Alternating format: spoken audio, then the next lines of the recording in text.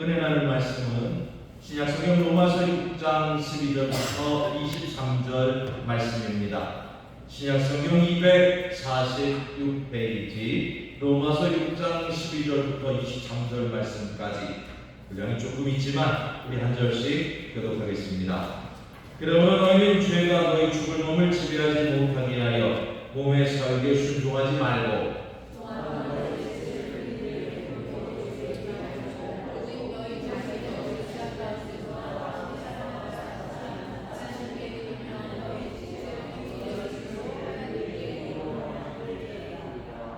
죄가 너희를 주장하지 못하리니 이는 너희가 법 아래 있지 아니하고 은혜 아래에 있음이라.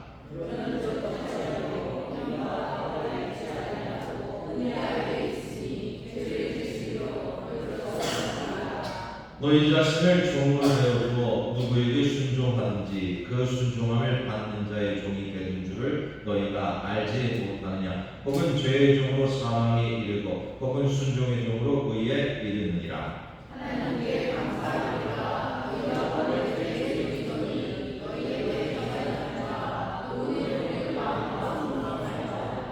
죄로부터 해방되어 의에게 종이 되었느니라.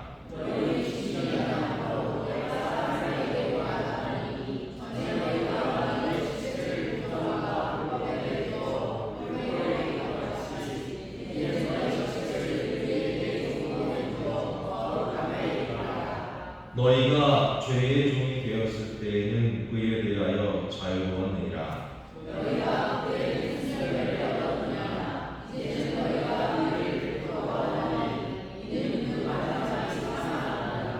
그러나 이제는 너희가 죄로부터 해방되고 하나님께 종이 되어 거룩함에 이른 열매를 맺었으니 그 마지막은 영생이라. 죄의 삭은 사망이요 하나님의 은사는 그리스도 예수 우리 주 안에 있는 영생이라. 아멘. 하나님께서 저와 여러분에게 은혜 주시기를 원합니다. 우리는 살아가면서 한 번쯤은 이런 말을 들어본 적이 있을 겁니다. 두라렉스, 세트렉스. 우리말로 표현하면 악법도 법이다 라는 표현 말입니다. 이 말에는 법은 누구에게나 공평하게 적용되어야 한다는 뜻이 담겨 있습니다. 감정이나 사정을 앞세우기보다 법 자체를 존중해야 한다는 의미입니다. 하지만 현실은 그렇게 단순하지만은 않습니다. 몇 해 전 우리 사회를 안타깝게 했던 사건이 있었습니다. 학교 폭력으로 어린 딸을 잃은 부모가 가해자와 학교를 상대로 손해배상 소송을 제기했습니다. 그런데 이 유족 측 변호사가 재판에 3번이나 출석하지 않았고 그 사실조차 부모에게 알리지 않았던 겁니다. 결국 항소 기간이 지나 판결은 그대로 확정되었습니다. 뒤늦게 유족들이 소식을 알고 다시 재판을 열어달라고 고소했지만 법원은 받아들이지 않았습니다. 절차상 이미 끝난 사건이라는 겁니다. 보십시오. 법적으로는 맞는 판단일 수 있습니다. 하지만 많은 사람들 마음속에는 이런 질문이 남습니다. 정말 이것이 정의일까? 이런 일은 이것만이 아닙니다. 엄청난 국가 예산을 낭비하고도 무죄를 받는 사람이 있는가 하면 배가 고파 빵을 하나 훔쳤다가 유죄를 받는 사람도 있습니다. 전쟁에서는 수많은 생명이 희생되지만 그것이 국가라는 이름 아래 합법이 되기도 합니다. 이런 현실을 바라보다 보면 자연스럽게 몇 가지 질문이 생깁니다. 그럼 도대체 법은 무엇입니까? 법은 정말 사람을 살리는 겁니까?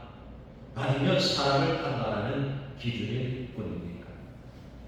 법이 있기 때문에 세상이 유지되는 것은 분명합니다. 하지만 법만으로는 사람의 삶을 모두 설명할 수는 없습니다.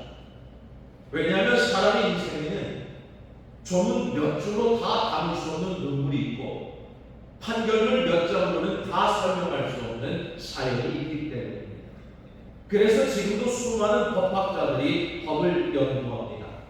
새로운 판례를 분석하고 더 공정한 제도를 만들기 위해 고민합니다. 앞으로 인공지능이 아무리 발전한다 해도 인간의 모든 삶을 완벽하게 재단하는 법을 만들어내기는 어려울 겁니다. 왜냐하면 사람 마음에는 계산할 수 없는 아픔이 있고 인생에는 공식으로 풀리지 않는 이야기가 있기 때문입니다. 그래서 이 사실을 아는 사람은 겸손해질 수밖에 없는 겁니다. 그러나 그것을 모르는 사람은 자신의 지식과 기준이 모든 것을 해결할 수 있다고 생각합니다. 법을 사람보다 더 믿고 원칙을 생명보다 더 앞세우는 것입니다. 사실 이 문제는 현대 사회에서만 고민할 문제가 아닙니다. 이 성경 안에도 이 질문을 가장 깊이 붙들었던 사람이 있습니다. 네, 바로 우리가 잘 아는 사도 바울입니다. 바울은 누구보다 율법을 사랑했던 사람이었습니다. 율법을 지키는 일에는 누구보다 철저했고 그것이 바로 하나님을 섬기는 길이라고 믿었던 겁니다. 하지만 그가 예수 그리스도를 만난 후 그는 또 한 가지 놀라운 사실을 깨닫게 됩니다. 율법은 죄를 알려줄 수는 있지만 죄에서 우리를 구원하지는 못한다는 사실입니다. 법은 사람을 판단할 수 있지만 사람의 마음을 새롭게 만들지는 못합니다. 법은 죄를 드러낼 수는 있지만 죄인을 살리지는 못합니다. 결국 사람을 변화시키는 것은 법이 아니라 은혜입니다. 사람을 살리는 것은 정죄가 아니라 예수 그리스도의 생명입니다. 우리는 이것을 복음이라고 부릅니다. 그리고 오늘 로마서 6장은 바로 그 복음을 우리에게 들려주고 있는 겁니다. 죄의 지배 아래 살던 사람이 어떻게 하나님 은혜 안에서 새로운 삶을 살아가게 되는지, 그리고 왜 성도가 더 이상 죄의 종이 아니라 의의 종으로 살아야 하는지를 사도 바울이 로마서를 통해 우리에게 분명하게 선포하는 것입니다. 자, 좋습니다. 그러면 여러분, 바울이 말하고 있는 은혜 아래 사는 삶이란 도대체 어떤 삶입니까? 왜 바울은 성도가 더 이상 법 아래 있지 않다고 말했던 겁니까? 이 질문에 대한 대답을 함께 살펴보면 우리도 하나님께서 허락하시는 참된 자유가 무엇인지, 그리고 우리가 그토록 하고 싶은 거룩한 삶이 어디에서 시작되는지를 분명하게 깨닫게 될 것입니다. 자, 그럼 우리 함께 봅시다. 오늘 본문 6장 14절을 한번 보십시오. 오늘 본문 6장 14절에 보면 바울은 분명하게 선포합니다. 너희가 법 아래 있지 아니하고 은혜 아래 있습니다. 이 단순하지만 이 한 장 안에는 바로 우리 그리스도인들의 영적 전체성이 오롯이 담고 있습니다. 지금 바울은 우리의 삶을 두 자리로 나누고 있습니다. 하나는 법 아래 삶이고 또 하나는 은혜 아래 사는 삶인 것입니다. 여기서 말하는 법은 단순히 사회의 법률만을 뜻하지 않습니다. 지금 바울이 언급하고 있는 법, 이것은 헬라어로 노모스라고 말하는데 여기서 말하고 있는 법은 우리의 삶을 규정하고 판단하는 기준을 의미하는 겁니다. 유대인들에게 그것은 하나님께서 모세를 통해 주셨던 율법이었습니다. 십계명을 비롯하여 이웃과의 관계를 바로 세우고 약자를 보호하고 공동체를 거룩하게 새기는 귀한 가르침이었습니다. 그러니까 율법은 자체로 나쁜 것이 아닙니다. 오히려 하나님의 백성이 바른 길을 가도록 인도하는 선한 길잡이였던 겁니다. 그러면 바울은 왜 그토록 중요한 율법 아래 있지 않다고 말하는 겁니까? 율법 자체가 악해서가 아닙니다. 율법은 선하지만 사람은 그 율법을 온전히 지킬 만큼 선하지 못하기 때문입니다.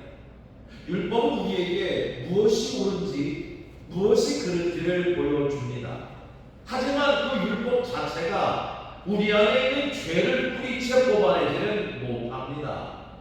마치 거울이 우리 얼굴의 얼룩은 보여줄 수 있지만 그 얼룩을 씻어주지는 못하는 것과 마찬가지입니다. 율법은 죄를 깨닫게 하지만 죄인을 살리는 능력은 은혜 안에 있는 겁니다. 그래서 바울은 로마서 3장 20절을 통해서 율법으로는 죄를 깨닫는다라고 말했던 겁니다. 율법 앞에 서면 우리는 내가 얼마나 의로운 사람인지보다 내가 얼마나 부족한 사람인지를 보게 됩니다. 그래서 율법 아래 사는 사람들은 늘 긴장합니다. 잘해야 한다는 부담, 틀리면 안 된다는 두려움, 인정받아야 한다는 불안 속에 살아갑니다. 마치 시험 점수에 매여 사는 학생과도 같습니다. 95점 받으면 97점을 받지 못해 아쉽고 97점을 받으면 100점을 받지 못해 불안합니다. 100점을 받아도 다음 시험에 또 100점을 받아야 한다는 압박이 찾아옵니다. 그렇게 살면 겉으로는 성실해 보일 수 있지만 영혼은 점점 지쳐갑니다. 이것은 신앙도 마찬가지입니다. 하나님을 사랑해서 예배하는 것이 아니라 안 하면 벌 받을까 예배합니다. 은혜가 감사해서 순종하는 것이 아니라 인정받기 위해 순종합니다. 그러면 더 이상 신앙은 자유가 아니라 부담이 되고 기쁨이 아니라 숙제가 되는 겁니다. 그리고 이것보다 더 위험한 것은 그런 사람이 어느 순간 다른 사람을 판단하기 시작한다는 겁니다. 내가 힘들게 지켰으니 너도 지켜야 한다고 말합니다. 내가 참았으니 너도 참아야 한다고 말합니다. 내가 맞으니 너는 틀렸다라고 말합니다. 그렇게 사람을 살려야 할 시간이 결국은 사람을 누르는 짐이 되는 겁니다. 복음서에 나오는 바리새인들이 바로 그런 모습이었습니다. 그들은 율법을 누구보다 열심히 지키려 했습니다. 하지만 그 열심이 사람을 살리는 사랑으로 이어지지 못했습니다. 안식일은 본래 사람을 쉬게 하고 생명을 회복시키기 위한 하나님의 선물이었습니다. 그런데 그들은 안식일에 병든 사람을 고치신 예수를 책망했습니다. 그 안식일 자체를 지키는 데는 열심이었지만 정말 중요한, 정작 중요한 하나님의 마음은 놓쳐버린 겁니다. 그래서 예수님께서는 그들에게 일관하셨던 겁니다. 안식일이 사람 위에 있는 것이요 사람이 안식 위에 있는 것이 아니라. 보십시오. 이것이 율법, 소위 법 아래 사는 삶의 위험입니다. 하나님의 마음은 잃어버리고 형식만 남는 겁니다. 신앙의 이름으로 사람을 살리는 것이 아니라 사람을 정죄하는 겁니다. 그러나 바울은 담대하게 말합니다. 너희는 법 아래 있지 않고 은혜 아래 있다. 혹시 이 말을 착각하지는 마십시오. 법이 필요 없다는 뜻은 아닙니다. 아무렇게 살아도 된다는 뜻도 아닙니다. 너희는 법 아래 있지 않고 은혜 아래 있다는 말은 삶의 중심이 달라졌다는 뜻입니다. 이제 우리는 사람의 행위에만 초점을 맞추는 삶에서 하나님께서 우리에게 행하신 은혜를 바라보는 삶으로 옮겨진 것입니다. 우리가 잘 아는 탕자의 비유를 생각해 보십시오. 여러분, 이 비유의 중심은 탕자의 잘못도 아니고 형의 질투도 아닙니다. 이 비유의 중심은 아버지의 사랑입니다. 집을 떠난 아들이 돌아왔을 때 아버지는 먼저 계산하지 않습니다. 이리 와봐. 지금부터 네가 뭐 잘못했는지 얘기해봐. 그러지 않습니다. 달려가서 안고 입 맞추었고 옷을 입혔고 반지를 끼우고 잔치를 열었습니다. 묻지 않았습니다. 이것이 은혜입니다. 은혜는 자격 없는 사람을 다스림을 쓰는 하나님의 마음입니다. 은혜는 실패한 사람에게 다시 집을 열어주시는 하나님의 사랑입니다. 여러분, 이것은 탕자에게만 허락되는 것이 아니라 오늘을 살아가는 우리에게로 허락한 은혜인 겁니다. 생각해보면 우리의 일상도 은혜로 가득합니다. 오늘 우리가 예배 드릴 수 있는 것 자체가 얼마나 큰 은혜입니까? 건강이 허락되어 이 자리에 앉은 것도 은혜입니다. 말씀을 들을 마음이 있는 것도 은혜요. 찬송할 입술이 있는 것도 은혜입니다. 또 이렇게 사랑하는 성도와 함께 예배 드릴 수 있는 공동체가 있다는 것도 역시 은혜입니다. 우리는 때로 큰 응답만 은혜라고 생각하지만 사실 은혜는 우리의 하루 안에 조용히 스며 있는 겁니다. 아침에 눈을 뜨는 것도 은혜, 걸을 수 있는 것도 은혜, 누군가의 이름을 부를 수 있는 것도 은혜입니다. 따뜻한 차 한 잔을 마시며 하루를 견딜 힘을 얻는 것도 은혜입니다. 이처럼 하나님께서는 우리에게 이미 생명을 누릴 수 있는 수많은 은혜를 선물해 주셨습니다. 그런데 우리는 이 은혜를 자주 놓칩니다. 왜냐하면 세상이 끊임없이 우리를 평가의 자리로 끌고 오기 때문입니다.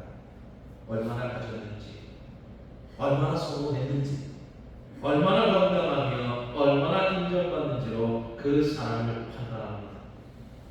그러다 보면 어느새 은혜 아래 산다고 말하면서도 마음은 여전히 율법 아래 살아가는 겁니다. 사람 말에 흔들리고 비교에 지치고 인정받지 못하면 서운해집니다. 겉으로는 자유로운 성도처럼 보이지만 속으로는 여전히 점수표를 들고 사는 겁니다. 그렇게 사는 우리에게 주님은 사도 바울을 통해 이렇게 말하는 겁니다. 너희는 은혜 아래에 있다. 보십시오. 이것입니다. 바로 이 말씀은 우리의 영혼을 풀어주는 복음입니다. 하나님은 저와 여러분을 점수로 사랑하지 않으십니다. 저와 여러분을 성과로 받아들이지 않으십니다. 하나님은 그저 우리를 아무 조건 없이 그리스도 안에서 사랑하시고 그리스도 안에서 의롭다 하시고 그리스도 안에서 다시 살아가게 하십니다. 그렇다고 해서 은혜 안에 사는 사람이 방종을 의미하는 것은 아닙니다. 바울도 그 오해를 잘 알고 있었습니다. 그래서 오늘 보면 15절을 통해서 우리에게 묻는 겁니다. 그런즉 어떡하리요? 우리가 법 아래 있지 아니하고 은혜 아래 있으니 죄를 지으리요. 그리고 그는 단호하게 대답합니다. 그럴 수 없느니라. 그렇습니다. 은혜는 죄를 가볍게 여기는 값싼 거라기 아닙니다. 참된 은혜는 오히려 죄의 종살이에서 우리를 해방시키는 겁니다. 무서워서 순종하는 것이 아니라 감사해서 순종하게 하는 겁니다. 벌 받을까 두려워 멀리하는 것이 아니라 주님을 사랑하기 때문에 죄에서 돌아서는 겁니다. 바울은 이것을 죄에서 해방되어 의의 종이 되었다고 말하는 겁니다. 종이라는 표현이 조금은 낯설게 들릴 수도 있습니다. 하지만 지금 바울이 말하는 핵심은 이겁니다. 사람은 누구나 무언가에게 붙들려 살아갑니다. 돈에 붙들릴 수 있고 욕망에 붙들릴 수 있고 인종 욕구에 붙들릴 수 있습니다. 분노에 붙들릴 수 있고 오래된 상처에 붙들릴 수도 있습니다. 자유로운 것 같지만 사실은 무엇인가의 종으로 살아갈 때가 많습니다. 그러나 은혜 받은 사람은 더 이상 죄의 종이 아니라 하나님께 속한 사람이 되는 겁니다. 죄가 끌고 대로 살지 않고 하나님의 의가 이끄는 방향으로 살아가는 겁니다. 이것이 바로 은혜 아래 사는 사람의 변화인 것입니다. 죄를 지어도 괜찮습니다. 이게 아니라 죄의 집에서 벗어나기 시작했다는 뜻입니다. 돈은 벌지만 돈의 종이 되지 않는 것과 같습니다. 사람을 사랑하지만 사람의 인정에 매이지 않는 것과 같습니다. 세상에 살지만 세상 풍조에 끌려가지는 않는 겁니다. 물론 우리는 잘 압니다. 이게 하루아침에 완성되지는 않습니다. 바울도 이것을 이미 알았습니다. 그래서 19절에서 이렇게 말하는 겁니다. 오늘 보면 로마서 6장 19절 말씀을 한번 같이 읽겠습니다. 너희 육신이 연약함으로 내가 사람의 예대로 말하니 전에 너희가 너희 지체를 부정과 불법에 내주어 불법에 이른 것 같이 이제는 너희 지체를 의의 종으로 내주어 거룩함에 이르라. 아멘. 바울은 알았습니다. 아무리 은혜 아래 이야기해도 성도들이 한순간에 천사처럼 될 수 없다는 그 사실 말입니다. 은혜 아래 산다고 해서 갑자기 화를 내지 않게 되고 갑자기 욕심이 사라지고 갑자기 모든 사람을 사랑하게 되는 것은 아닙니다. 우리는 여전히 연약하고 여전히 넘어집니다. 작은 일에도 마음 상하고 때로는 가족에게 짜증내고 누군가의 말 한마디에 흔들립니다. 인정받지 못하면 서운하고 손해보면 억울합니다. 은혜를 말하면서도 여전히 자기 의로움에 빠질 때도 있습니다. 그래서 은혜 아래 사는 삶에는 훈련이 필요한 겁니다. 운동을 하지 않으면 몸의 근육이 약해지듯이 영혼도 돌보지 않으면 세상에 쉽게 끌려갑니다. 믿음도 마찬가지입니다. 연습이 필요합니다. 그래서 말씀도 듣고 기도하고 예배하고 섬기고 용서하고 다시 일어서는 반복 속에서 우리의 영혼은 조금씩 하나님의 방으로 길들여지는 겁니다. 우리가 은혜 받았다고 해서 하루아침에 천사가 되는 것이 아닙니다. 하지만 우리의 방향은 달라집니다.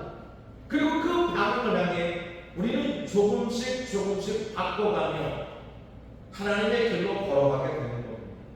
이것을 성화라고 이야기하고 거룩함이라고 이야기하는 겁니다. 오늘 본문의 저 거룩함이 바로 그 얘기입니다. 거룩함은 세상과 완전히 단절되어 사는 것이 아닙니다. 세상에 살지만 세상 방식으로 살지는 않는 겁니다. 모두가 돈을 최고로 여길 때 우리는 사람을 더 귀하게 여기는 겁니다. 모두가 성공을 우상으로 삼을 때 우리는 하나님의 뜻을 더 중요하게 여기는 겁니다. 모두가 미움과 분열의 말을 할 때 우리는 화해와 사랑의 말을 선택하고 모두가 약한 일을 밀어낼 때 우리는 그 곁에 서는 것입니다. 이것이 바로 구별된 삶인 것입니다. 물론 여기서 여러분 기억해야 할 것이 또 한 가지 있습니다. 이 거룩함조차도 하나님의 은혜라는 사실입니다. 우리는 스스로 완전해져서 하나님께 나아가는 사람이 아닙니다. 하나님께서 부족한 저와 여러분을 예수 그리스도 안에서 받아주셨기 때문에 거룩한 길을 걷기 시작한 사람들이 바로 성도라는 겁니다. 하나님께서 우리를 먼저 의롭다 하셨기 때문에 의로운 삶을 사모하게 되었고 하나님께서 먼저 사랑하셨기 때문에 우리도 사랑하는 사람으로 조금씩 변화되고 있는 겁니다. 그래서 은혜 안에 사는 사람들은 교만할 수 없는 겁니다. 주님, 내가 이만큼 했습니다. 자랑하는 대신에 주님 모든 것이 은혜입니다. 그렇게 고백하게 되는 겁니다. 오늘까지 믿음을 지켜온 것도 은혜, 넘어졌다 다시 일어나는 것도 은혜, 여전히 부족한 우리를 포기하지 않고 오래 참아주시는 것도 하나님의 은혜입니다. 여러분, 은혜는 단순히 우리를 용서하는 데서 끝나지 않습니다. 이 은혜는 우리의 삶을 조금씩 새롭게 만들고 죄의 종되었던 우리를 의의 길로 이끌며 하나님의 사랑으로 이어가시는 살아있는 능력입니다. 그래서 은혜 받은 사람들은 가만히 있을 수 없는 겁니다. 은혜는 우리를 느슨하게 만드는 핑계가 아니라 오히려 우리를 거룩한 삶으로 이끄는 가장 깊은 힘이라는 겁니다. 법이 두려워 억지로 찾게 될 것 아닙니다. 하나님께 인정받으려 애써 의로운 척하는 것도 아닙니다. 받은 사랑이 너무 크고 받은 은혜가 너무 깊기 때문에 우리의 삶이 조금씩 달라지는 겁니다. 아기를 두은 젊은 엄마를 한번 생각해 보십시오. 누가 시키지 않아도 밤을 새웁니다. 누가 점수를 매기지 않아도 젖을 먹이고 기저귀를 갈고 아이 울음소리에 벌떡 일어납니다. 왜 그렇습니까? 의무 이전에 사랑이기 때문입니다. 여러분, 사랑은 본질입니다. 은혜는 영혼을 본질입니다. 그리스도의 거룩함도 그렇습니다. 벌이 두려워 거룩해지는 것이 아니라 은혜가 너무 크기에 감사하고 살아가는 겁니다. 그러니 여러분, 이제 법 아래 두려움으로 살지 말고 은혜 안에 감사로 살아가시기를 바랍니다. 정죄의 소리에 묶이지 말고 그리스도 안에서 우리를 의롭다 하신 하나님의 음성을 들으시기를 바랍니다. 무엇보다 사람의 평가에 끌려가지 말고 하나님 사랑 안에서 자유를 누리시기를 바랍니다. 오늘 말씀 23절을 한번 보십시오. 죄의 삭슨 사망이요 하나님의 은사는 그리스도 예수 우리 주 안에 있는 영생이다. 이렇게 사는 이들에게 하나님은 영생을 선물로 주십니다. 이 영생은 먼 훗날 받는 생명이 아니라 바로 지금 우리 안에 시작되는 참된 평화인 줄 믿습니다. 그래 여러분, 이렇게 살아가십시오. 두려움이 아니라 사랑으로, 정죄가 아니라 감사로. 그리할 때 그 은혜가 우리를 살리게 될 것이고 그 은혜가 우리를 거룩하게 만들 것이며 그 은혜가 결국 저와 여러분을 영생의 길로 이끌어갈 줄 믿습니다. 이 은혜가 날마다 새로워지는 귀한 성도들 되시기를 주의 이름으로 축원합니다.